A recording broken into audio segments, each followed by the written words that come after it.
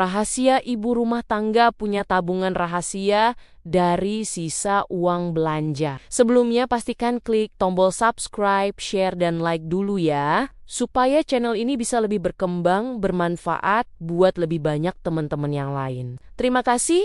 Yuk kita lanjut deh, apa kabar ibu semua? Pagi hari dompet masih tebal. Niatnya belanja irit dan penuh perhitungan. Siang mulai menipis, sore tinggal struk belanja yang lebih panjang dari doa habis makan. Dan malamnya cuma bisa melotot sambil mikir kemana perginya uang belanja. Padahal rasanya belum beli yang aneh-aneh. Cuma beras, telur, minyak, bumbu dapur, sama jajanan anak yang katanya cuma sedikit tapi kok totalnya bikin dada nyesek.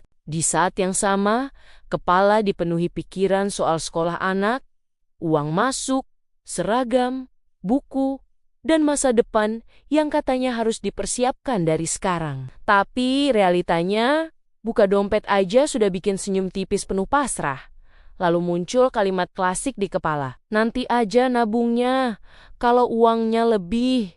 Padahal uang lebih itu kayak janji diskon besar, tapi syaratnya ribet. Fenomena ini dialami banyak ibu rumah tangga, yang kelihatannya cuma ngurus dapur, tapi sebenarnya tiap hari berperang sama angka, perasaan bersalah, dan tuntutan jadi ibu yang serba bisa, sampai akhirnya muncul trik diam-diam yang jarang dibahas, yaitu menyelamatkan sisa uang belanja receh yang sering diremehkan. Karena justru dari situlah tabungan kecil mulai hidup dan rasa percaya diri sebagai ibu pelan-pelan balik lagi. Sampai suatu hari, aku nemu satu rahasia kecil yang kelihatannya sepele tapi efeknya luar biasa. Rahasia ini bukan hasil ikut seminar mahal atau baca buku keuangan tebal, tapi lahir dari rasa capek dan pasrah sebagai ibu rumah tangga yang tiap hari mikirin dapur, anak, dan dompet yang isinya suka bikin nyesek. Rahasia itu aku dapet pas lagi beberes tas belanja. Aku nemu uang sisa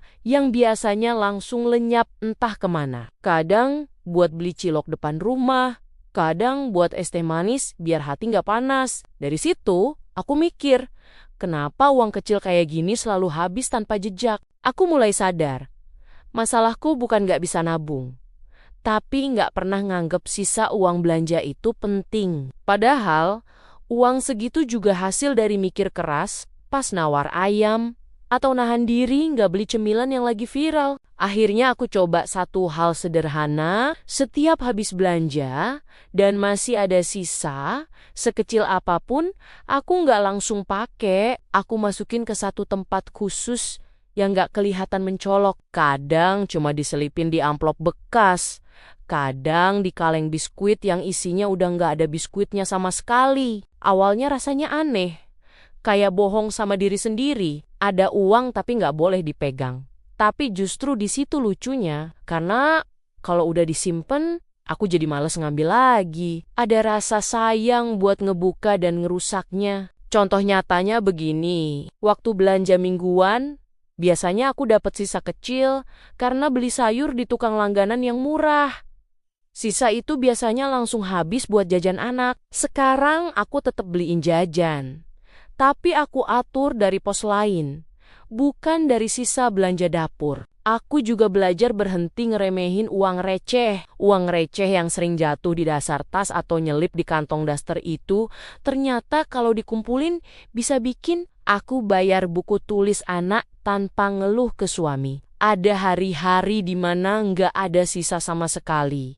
Dan itu nggak apa-apa, aku nggak marah sama diri sendiri. Karena aku sadar, nabung itu bukan soal tiap hari harus ada, tapi soal nggak nyerah pas suatu hari nggak bisa. Kadang aku sengaja masak lebih simpel, bukan karena pelit, tapi karena pengen ada ruang napas di uang belanja. Misalnya satu hari nggak beli lauk mahal, diganti telur atau tempe. Dari situ sering ada sisa yang bisa diamankan. Pernah juga aku nemu uang sisa dari belanja bulanan, biasanya langsung aku anggap bonus dan habis. Sekarang aku pisahin dulu. Aku bilang ke diri sendiri, ini bukan uang jajan, ini uang masa depan. Yang bikin emosional itu Pas pertama kali aku buka simpanan itu, setelah sekian waktu. Jumlahnya memang gak bikin kaya mendadak, tapi cukup buat bikin aku diem lama sambil megang amplop. Karena aku inget tiap lembar uang di situ tuh hasil dari nahan diri. Dari nggak jajan sembarangan, dari nggak ikut pengen beli ini itu cuman karena lagi diskon. Aku juga sempet ketawa sendiri. Ternyata selama ini, aku lebih disiplin nabung. Kalau uangnya disembunyiin, kalau kelihatan, pasti ada aja alasannya buat diambil. Rahasia lainnya adalah nggak cerita ke siapa-siapa.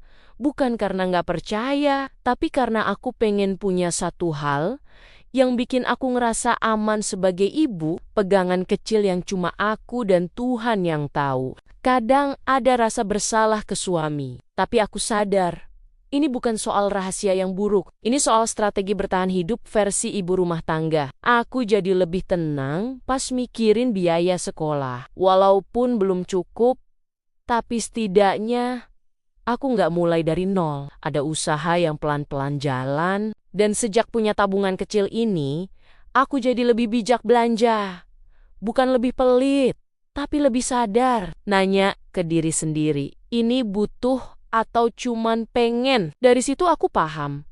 Kekuatan ibu rumah tangga itu ada di keputusan kecil yang diulang terus. Bukan di nominal besar yang jarang terjadi. Dan semua itu berawal dari satu keputusan sederhana. Nggak meremehin sisa uang belanja yang dulu selalu dianggap remeh. Kadang hidup ibu rumah tangga itu kayak mesin cuci. Muter terus tanpa tombol pos. Uang belanja ikut muter, pikiran juga ikut muter. Dan yang sering tersisa cuma capeknya. Tapi dari semua kekacauan itu, selalu ada satu hal kecil yang sering diremehin. Sisa uang belanja yang kelihatannya nggak seberapa. Padahal disitulah harapan kecil mulai ngumpet. Bukan di angka besar, tapi di niat yang pelan-pelan dijagain. Menabung itu bukan soal siapa yang paling banyak, tapi siapa yang paling tahan buat konsisten. Dan lucunya, dunia sering bikin ibu merasa bersalah kalau uang habis. Padahal uang itu habis buat keluarga, buat anak, buat dapur, tetap ngebul. Jadi kalau hari ini cuma bisa nyisihin sedikit, jangan meremehkan diri sendiri. Karena sedikit yang disimpan dengan sabar, seringkali lebih jujur daripada rencana besar yang cuma disimpan di kepala. Pelan-pelan aja, Bu. Masa depan anak nggak dibangun dari satu hari penuh keajaiban.